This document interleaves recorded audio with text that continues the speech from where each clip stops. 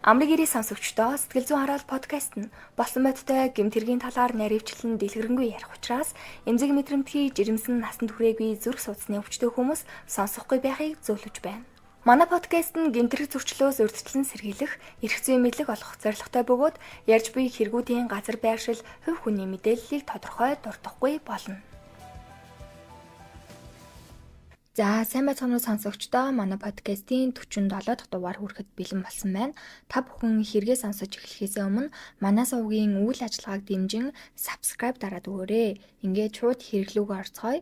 Энэ 2025 оны 12 сарын ихээр олон нийтийн цахим сүлжээгээр хурдтай тархсан нэгийн мэдээлэл бол хүчингийн хэрэгт сэжиглэгдэж буй бэлгүүн. За бэлгүүний үйлдэлсэн байж болцошгүй хэргийн талаар ярихаас өмнө өөрийнх нь Facebook-т бичсэн мэдээллийг бүрэн ихээр нь хүргэе. Намайг Гинх Баярын бэлгүүн гэдэг би Америк нэгдсэн улсын Корнелийн их сургуульд 100% буюу 1.2 тэрбумын тэтгэлгээр олон нийтийн эрүүл мэндийн мэргэжлээр суралцж байна. Дэлхийн топ сургуулиас идэх хоолой хүртэл даалгадаг өндөр тэтгэлэг авах амархан байсан уу гэвэл үгүй ээ. 11-р ангиасаа эхэлж бэлдсэн хэдиж 2 жил завсарлага авч байж тэнцсэн. Би дарханд ерөнхий боловсролын сургууль сурсан. 11-р ангид байхдаа англи хэлээ сайжруулахаар зуны амралтаараа хотод очиж сурсан. Хотод аавынхаа найзын дамжирн тэгээд өглөө бүр 4 цаг 30 минутанд босоод сургууль руугаа алхах нь тэгж байтал ковид гараад дарханч буцаж чадалгүй хотод гацаад айлд 2 сар амьдэрсэн да. Товчхондоо ийм тэгээд IELTS оноо авах, сайн дүнтэй төгсөх, дадлага ажил, сайн дурын ажил хийх, хэдэн зуун хүүхдээ эсээнүүд бичих гээд маш олон зүйлсийг амжуулах шаардлагатай байсан. 12 дугаар ангиа төгсөх жил Америкийн топ сургууль сурна гэж шийдсэн. Ангиасаа ганцаараа ээш өгөөгүй. Гэхдээ өгдөгч байж үү гэж харамссан өдөр бий. Эхний жил 20 сургуульд материалаа илгээгээд 3-аас нь тэнцсэн хариу авсан. Нэг нь лав жилийн 30,000 $30 төлөх шаардлагатай байсан учраас боломжгүй тул байсан. Дахиад 1 жил өнжлөө. Надад 2 сургуулийн сонголт үлдсэн. Нэг нь Корнел. Энэ сургууль дүн бас эсээг чухалчилдаг. Корнел руу би нийт 4 эсээ илгээсэн. Хамгийн сүүлд өөрийгөө илэрхийлэх 650 хүүхдээ эсээ үлдчихсэн. Үүн дээрээ л төвлөрөөд байлаа. Би өөртөө их итгэлтэй байсан. Тиймээс 2023 оны 1-р сарын 8-нд Америк нэгдсэн улс руу ниссэн. Тэнд очсон хойноо Корнел руу материалаа илгээлээ. Ингээд Америк нэгдсэн улсын Weber State University-д хаврын семестрээс нь эхлээд сурсан юм. Хажуугаар нь өдөр бүр 16-аас 22 цагийн хооронд ажил хийн, мөнгө цуглуулна. Хариу гарах өдөр том хот руу метрогоор очоод сэтгэл санаагаа бэлдээд гадуур яваад л тэнд байдаг Монгол хоолны газраар үйлчлүүлээд сууж байлаа. Орой 19 цагт хариу гарах байсан. Тэнцэн хариугаа хараад л хүүе би Корнелд орчихлоо шүү дээ гэдэл орилсноо санаж байна. Гэхдээ Корнелийн санхүүгийн дэмжлэгийн хариу нь нэг өдөр зэрэг ирдгүү 2-4-7 хоног хүлээх хэрэгтэй юм билээ. Ингээд дахиад хүлээлээ. Хариу ирсэн. Family Contribution Tick, Student Contribution Tick ингээд л жилийн $93,500, 4 жилийн $375,000 төгрөгөөр 1 тэрбум 200 саяын тэтгэлгээр дэлхийн болон олон нийтийн эрүүл мэндийн шинжлэх ухааныг судлан суралцж байсан. Яг нийтийн эрүүл мэнд биш, түүний үндсэн шинжлэх ухааныг судалдаг гэсэн үг.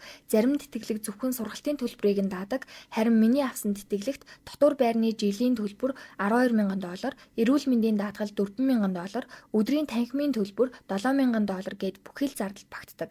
Гадаадын айл нэг сургуульд тэтгэлэгтэй суралцахаар шийдсэн залуust өөрийн туршлагаасаа зөвлөхөд эртэл эхлэх хэрэгтэй. Америк нэгдсэн улсад 8 дугаар ангиа төгсөөд 9 дугаар ангид орох зунаас эхэлж бэлддэг юм байлээ. Учир нь тэтгэлэгт 9-өөс 12 дугаар ангийн дүнг чухалчилдаг. Тэгээд 7 хоногийн 3 өдөрт биш өдөр болгон бэлдэх хэрэгтэй. Зарим хүн намайг тэнэг юм шиг тууштай гэдэг. Би фитнест явдیں۔ Учиргүй гоё биетэй болох гээд байгаадаа биш. Гол нь өдөр болгон явах, өглөө болгон яг 1 цагт босох, 1 аяг кофе уух чухал. Тууштай байдал хүнийг шагнадаг гэж боддог гэж бичиж байсан байна.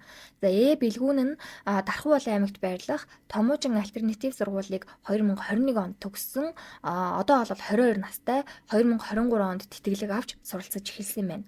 За тэгвэл Америк нэгдсэн улсын Нью-Йорк мужийн Томпкинс Каунтигийн эрүүгийн шүүх 2025 оны 11-р сарын 17-ны өдөр эхэлсэн. Тэгээд Монгол улсын иргэн Корнелийн их сургуулийн оюутан бэлгүүнийг тангарахтны шүүхийн шийдвэрээр гин буруутаад тооцсон. За тус хэрэг бол 2024 оны 9-р сарын 1-нд одоо жил хагас өмнө, жил 3 сарын өмнө гэсэн үг. Корнелийн кампуст болсон бөгөөд бүртгэгдснээс хойш 1 жил гаруй хугацаанд мөрдөр шалгалт, урьдчилсан хилэлцүүлэг зэрэг шүүх ажиллагааны дараа Томпкинс Каунтигийн шүүхийн тангарахтны шүүгчид бэлгүүнийг гин буруутай гэх шийдвэр гаргасан. За тэгвэл түүнийг дараах зүйл ангиудад буруутай гэж үзжээ. Нэгт нь болохоор бие махбодын хувьд эсэргүүцэл үзүүлэх боломжгүй байсан хохирогчтой бэлгийн харьцаанд орж хүчинсэн. Хоёрт нь бусдын орон сууц руу хууль бусаар гэмтрэг үйлдэх зорилгоор нэвтэрсэн. За прокурор болон шүүхийн бичиг баримтаар дурдсанаар бэлгүүн нь гэмтрэг үйлдэх зорилгоор оюутны өрөөнд хууль бусаар нэвтэрсэн бөгөөд хохирогч согтуу эсвэл бие махбодын хувьд эсэргүүцэх чадваргүй байсан үед бэлгийн харьцаанд орсон гэсэн байна. Шийтгэл оногдуулах шүүх хурал нь болохоор 2026 оны 2 дугаар сарын 24-ний 13 цаг 30 минутанд товлогдсон байна. Нью-Йоркийн хуулиар 1-р зэргийн хүчинд хамгийн ихдээ 25 жил, хамгийн багадаа 5 жилийн хорих ял онох боломжтой. Харин бусдын орон сууц руу хууль бусаар гэмт хэрэг үйлдэх зорилгоор нэвтэрсэн бол 3.5-аас 15 жилийн хорих ялтай байд юм байна. Америкийн нэгдсэн улсын хуулийн системд ухаангүй, бие хамгаалах чадваргүй байгаа хүнтэй бэлгийн харьцаанд орох нь хамгийн ноцтой гэмт хэргийн тоонд ордог. Ийм төрлийн гэмт хэрэг хүчингийн хэргийг ихэнх муж улсад 1-р зэргийн хүчин гэж ангилдаг бөгөөд энэ нь хамгийн өндөр түвшний ноцтой гэмт хэрэг тооцогдно гэсэн үг. Мөн гин буруутай тооцогдсон хүн насан туршийн хэрэг бүртгэл олон мужид бэлгийн гэмт хэрэгтний бүртгэлд заавал бүртгүүлэх зэрэг ноцтой үр дагавруудтай тулгардаг. За тэгвэл энэ хэрэг гарсантай холбоотойгоор Корнелийн их сургуулийн хийж буй байгууллагын өөрчлөлтүүд буюу хариу арга хэмжээ нь юу байсан бэ? Энэ хэрэг болон кампус дахь бусад бэлгийн халдлагын өсөлттэй холбоотойгоор Корнелийн их сургууль тодорхой хэмжээний өөрчлөлтийг оруулсан юм байна. Юу вэ гэдгээр Корнелийн их сургууль 2025 оны 2 дугаар сард кампус дахь бэлгийн хүчирхийллийн асуудал арах ажлын хэсгийг байгуулсан. Энэ ажлын хэсэг нь бэлгийн халдлагын бодит нөхцөл байдал дүн шинжилгээ хийж, урьдчилан сэргийлэх, хариу арга хэмжээ авах, урт хугацааны өөрчлөлтийн цогц төлөвлөгөө боловсруулах үүрэгтэй. Мөн Корнелийн бэлгийн хүчирхийллийн эсрэг хөтөлбөрүүд нь хөндлөнгийн оролцоог дэмжих, эрүүл нийгмийн орчныг бүрдүүлэх зорилготой. Эдгээр нь бэлгийн хүчирхийлэлд өртсөн оюутанд үзүүлэх тусламж, бодлогын хэрэгжээлд хууль сахиулах байгууллагатай хамтран ажиллах тогтолцоог хамардаг юм байна. Корнел одоогоор өөрийн 6-гийн 4-р бодлого гэж байт юм байна. Энэ бодлого нь болохоор бэлгийн хүчирхийлэл, дарамт, ялгуурлан гадуурхалтын эсрэг бодлого. Энэ дээр болохоор одоогоор тулгуурлан ажиллаж байгаа. Энэ болохоор оюутнууд болохоор тайл 10 албанд болон бусад суугаар гомдол гаргаж мөрдөн шалгуулдаг.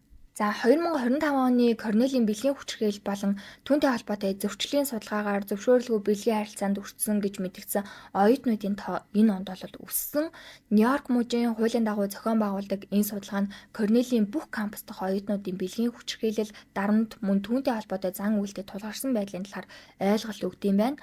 2025 онд судалгаанд оролцогчдын 15% нь Корнельд элснээсээ хойш зөвшөөрөлгүй бэлгийн харилцаанд өртсөн гэж хариулсан нь 2023 онд 11%-аар өссөн үзүүлэлттэй байсан байна. Судалгааны дүнгээс харахад бакалаврын түвшний эмэгтэй оюутнуудын 35% нь Корнельд суралцах хугацаанд зөвшөөрөлгүй бэлгийн харилцаанд өртсөн. Энэ нь болохоор 2023 онд 23% байсан. Судалгаанд оролцсон бүх оюутнуудыг бараг л ингээд тал хувь нь бэлгийн болон хүйсийг суур дарамтад өртсөн гэж хариулсан бөгөөд 2023 онд 45%-аар өссөн байна. Корнелийн их сургуулийн цагдаагийн эхлэлтээс анх 2024 оны 9-р сарын 12-ны өдөр Итакагийн цагдаагийн газрын тусламжтайгаар бэлгүүнийг бол баривчилсан. Цагдаагийн хэлцээ мэдээлэлтэнд дурдсанаар 2024 оны 9-р сарын 1-ний өглөө их сургуулийн кампуст болсон хүчингийн хэрэгт холбоотой мөрдөн шалгалт эхлүүлсэн. Үүний үр дүнд бэлгүүнийг сэжигтнээр татсан байна. Томпкинс Каунтигийн танхартны шүүх түүнийг баривчлахаас өмнө 1-р зэргийн хүчин болон 2-р зэргийн орон байранд хууль бусаар нэвтэрсэн гэмт хэрэгт буруутган ялалсан. Прокурорын газрын хэвлэлийн мэдээгээр түүнийг гэмт хэрэг үйлдэх зорилгоор дотор байрны өрөөнд санаатай хууль бусаар нэвтэрсэн гэж буруутгасан. Бэлгүүн нь 2024 оны 9-р сарын 1-ний өглөө Корнелийн их сургуулийн оюутны хотгонд бэлгийн хүчирхийлэл үйлдэж улмаар 9 сарын 12-ны өдөр буюу гэмтрэг үйлснийхаа дараа 11 өдрийн дараа баривчлагдсан саатуулагдсан байна. За үүнтэй холбоотойгоор зарим нь бол харсан баг Корнелийн их сургуулийн оюутнуудын Cornelians Only гээд Instagram хуудас байт юм хэлээ. Тэгээ энэ Instagram хуудасд мэдээлснээр бэлгүүн нь Тархуул аймгийн Харьяат Томоочин альтернатив сургуулийн төгсөгч бөгөөд олон улс ба нийгмийн эрүүл мэндийн чиглэлээр суралцдаг 2027 оны төгсөлтийн анги оюутан байсан. Мөн 328 $28,000 $1 бүрэн тэтгэлэг авсныг ч дурдсан. Хэрэг үйлдэхээс өмнө Корнели их сургуулийн Капитал клубын дэд ерөнхийлөгч, Хуудлын боловсрол төрийн бас байгууллагын үүсгэн байгуулагч зэрэг нийгмийн нэлээд идэвхтэй оюутан байсан. Тэгвэл Монгол улсын эрүүгийн хуульд гэмтрэг үйлдэхүүдээ 16 наснд хүрсэн хүнд эрүүгийн хариуцлага хүлээлгэнэ гэж заасан байдаг. За одоо яг энэ хүчндэх гэмтрэг гэдэг ааштай тий. Хүчндэх гэмтрэг нь болохоор ямар ялтай байдсан бэ гэдэг талаас нь би жижигхэн мэдээлэл хүргэх гэсэн. Хүчндэх гэмтрэг эрүүгийн хуулийн тусгай ангид байдаг заагаад өгсөн байдаг. Хохирогчийн хүсэл зоригийн эсрэг хүч хэрэглэхээр занал хийлж эсвэл сэтгцийн өвчтөе, согтуурсан, мансуурсан, сэтгцийн үйл ажиллагаанд төрс харинсан бусад өвчний улмаас биеэ хамгаалах эсэргүүцэл үзүүлэх чадваргүй эсвэл эд хөрөнгө, албан тушаал, бусад нөхцөл байдлын улмаас иргэшээлтэй байгааг далимдуулан хүчээр бэлгийн харьцаанд орсон эсвэл бэлгийн харьцааны шинжтэй хүч хэрэглэсэн үйлдэл хийсэн бол 1 жилээс 5 жил хүртэл хугацаагаар хорих яар шийдэгнэ. За тэгвэл энэ хүчндэх гэмт хэргийг 14-өөс дээш 18 наснд хүрээгүй хүнийг хүчндэж, бүлэглэж, гэр бүлийн хамаарал бүхий харилцаатай хүнийг хүчндэж, хохирогчийг жирэмсэн болгож, хохирогчд бэлгийн замын халдварт өвчин халдааж, 2 түүнээс олон хүнийг хүчндэж, за урд нь энэ бүлэг заасан гэмт хэргийг үйлдэж гин буруутай тоосогдож байсан харгас хэрцгий аргаар бие махбодын сэтгэл санааны шанал зовир үүсгэж, хохирогчийг тохуурхан доромжилж үлдсэн бол 5-аас 12 жил хүртэл хугацаагаар хорих ял шийдэгдэг. Харин энэ хүчндэх гэмт хэргийн улмаас ураг золбсон эсвэл 16 наснд хүрээгүй хүнийг жирэмсэн болгосон, гэр бүлийн хамаарал бүхий 16 наснд хүрээгүй хүнийг хүчигдсэн бол 8 жилээс 15 жил хүртэл хугацаагаар хорих ял шийдэгдэг. Мөн хүчндэх гэмт хэргийг бага насны хүүхдийн эсрэг үйлдсэн энэ гэмт хэргийн улмаас хохирогч нас барсан бол 12 жилээс 25 жил хүртэл хугацаагаар эсвэл бүх насаар нь хорих ял шийдгэнэ гэж Монгол улсын эрүүгийн хуульд заасан байдаг. За тэгвэл одоо энэ хэргийн талаар мэдээлэл тархаад удаагүй байхад саяхан Бүгд найрамдах Солонгос улсад клубт танилцсан эмэгтэйг хүчирхийлсэн Монгол оюутнууд баривчлагджээ гэх гарчигтай мэдээлэл бас л сошиалоор тарсан. Тодорхойлбол бүгд найрамдах Солонгос улсын Сөүл хотын нэгэн клубт согтуу эмэгтэйн биеийн хамгаалах чадваргүй байдлыг далимдуулан бэлгийн хүчирхийлэл үйлдсэн 20 гаруй насны 2 залууг цагдаагийн байгууллагаас баривчилжээ. Шалгалтын хавцад тэд тус Солонгос улсад суралцж байсан Монгол улсын иргэн оюутнууд болох нь тогтоогдсон. Хэргийн хувьд гэвэл Сэжигтэн А болон Б нар нь 2025 оны 10 сард Сөүл хотын Мапо дүүргийн нэгэн клуб танилцсан 20 гаруй насны гадаад эмэгтэйг хүчирхийлсэн хэрэгт буруутгагдж байгаа юм байна. Их сурвалжийн мэдээлснээр тэднэр тухайн үед согтууруулах хундаа хэтрүүлэн хэрэглэж биеэ хянах чадваргүй байсан эмэгтэйг клубын ойролцоох газар руу чирч аваачаад гэмтрэг үйлснийхээ дараа хэргийн газраас цугцсан. Хохирогч эмэгтэй цагдаад гомдол гаргасны дагуу мөрдөн шалах ажиллагаа эхэлсэн боловч сэжигтнүүд болон хохирогч бүгд гадаад иргэд байсан учраас биеийн байцаалтыг тогтооход хүндрэлтэй байсан юм байна. Гисэн эдэж одоо цагдаагийн байгууллагаас хяналтын камер буюу CCTV одоо бүгд найрамдах Солонгос улсад CCTV одоо камер бол маш сайн хөгжсөн газар. Тэгээ энэ бичлэгтэн дүн шинжилгээ хийгээд сэжигтнүүдийг Монгол улсын иргэд болохыг тогтоож чадсан байна. Улмаар цагдаагийн байгууллагаас эргэн сурчлах ажиллагааг гэрчимжүүлээд сэжигтэн Бэг 2025 оны 11 сарын 27 оны өдөр гэртээ хахтана. Сэжигтэн Аг 2025 оны 12 сарын 1-ний өдөр хот хоорондын автобусны терминал дээр маалгай маск зүүн нүрээ даалталж автобусанд суугаад зутгах жахт нь тос баривчилсан. Ингээд сар гаруй үргэлжилсэн мөрдөн байцаалтын эцэст сэжигтнүүдийг саатуулсан бөгөөд цагдаагийн байгууллагаас хэргийг прокурорч шилжүүлэн шалгаж байгаа юм байна. Тэгээд эцэг эхчүүд хүүхдээ мундаг сурлагатай хүн болохоос илүүтэйгээр хувь хүний хүмүүжил, үнэт зүйл, мөн чанар, сэтгэл зүйд охид бүсгүүчүүдийг хүндлэх ёс зүйд нь сайн анхаарч цаг заваа гаргаж авахгүй бол болохгүй болжээ гэсэн мэдээлэл төрөл захин орчныг донслогсон. За ингээд одоо та бүхэнд Корнелийн оюутны сургамж буюу бидний гашуун үнэн нь Монголд ирэх хүн бол Америкт sex offender болж хувирах тод жишээ гэх нийтлэлээс хүргэе. Би өөрөө Америкт сурч байсан болохоор энэ бүгдийг сайн ойлгож байна. Америкт жаахан задгай явдалтай хүн хүчирхийлэгч болох маш ойрхон бүр яг өмнө нь нотоо зогсож байдаг. Хідэн кейс яри. Үүнийг гэрт бичээд солиороо цууж байхгүй яваа би. Гэхдээ оройтойгүүдээр нь залуус сургамж болгож хэлж үгүй. Кейс 1. Би дөнгөж Америкт ирээд Окландд 27 залуу гэлэлзаад бууж байлаа. Маргааш нэг нуурын ирэг дээр 2 пиав тавьчаад чимсэн шиг сууж идэл нэг охин хүрээд ирэв. жаахан царайлаг юм аа. Ямар ч хэл үггүй шууд л миний ууж исэн пивийг аваад ууж эхэлсэн. Би жаахан гайхаж агаад шар аргаар тэр чигт нь үлдээчээд холдож өөр нэг сандал дээр очиж суув. Тэгэх зураа бурхны авралаар булангаас хүмүүс бичлэг хийж байгааг анзаараадгсан юм. Би сонирн болоод явцсан. Би өөрөө зөв мэдрэмж өнөртөө хүндэлтэй ягаад ч юм нэг шулам хажууд ирээ суучих шиг санагдсан. Хэрэг би ууж исэн шар аргаа булаацалдсан бол шууд л баримттайгаар хүчрхийлэгч болж хувраад шүүхийн өмнө очих эсвэл тэр охины дарамтанд орж мөнгө нэхүүлэх байсан байх. Би шууд л босоод яваад өгсөн зүг болжээ. Хожим сонсохны овоо эдэн Испани залуус тэр авд тэгж саалгасан юм бэлээ. Ганц нэг монгол залуус ч гэсэн ингэж булаацалтаад хохирогч болсон сурагтай. Кейс 2. Би гоо сайхны дэлгүүрт төр ажиллаж иваа. 1 сар орчим болсон байх. Харууд их орж ирнэ. Нэг хар байн орж ирээд бүр надтай найз олов. Тэгтээ дандаа л нэг царайлаг хар хүүхэн дагуулж авна.